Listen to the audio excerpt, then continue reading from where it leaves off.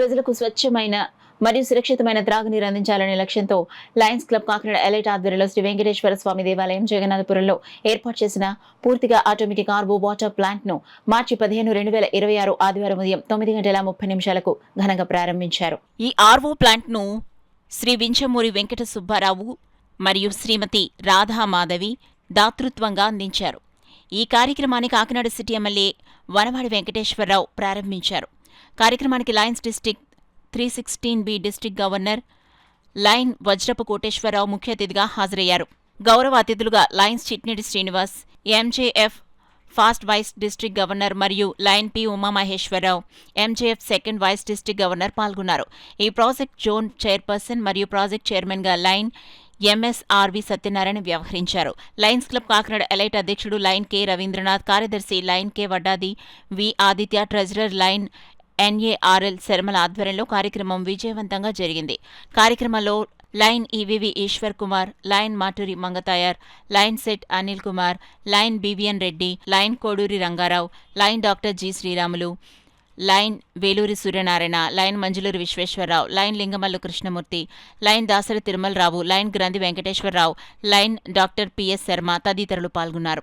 అలాగే క్లబ్ సభ్యులు lion Katakam Srinivas, lion రాఘవరావు, lion NVV Subrahmanyam, lion Bade Govinda Rao పాల్గొన్నారు.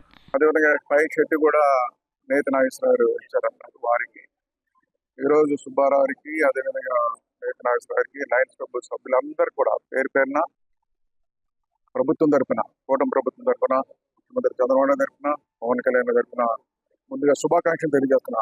వారికి అందరికీ కూడా చాలా సంతోషం అండి.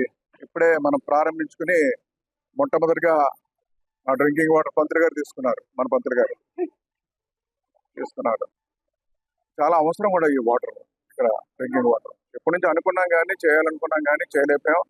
ఈరోజు మనకి సుబ్బారావు ఆధ్వర్యంలో, లయన్స్ క్లబ్ ఆధ్వర్యంలో మనకి జరిగింది. చాలా సంతోషం. అదే పంతులు గారు ముందే తీసుకున్నారు, చూసాను. అప్పుడు అనిపించింది నాకు, పంతులు గారు అందరికీ ప్రసాదం పెడతారు.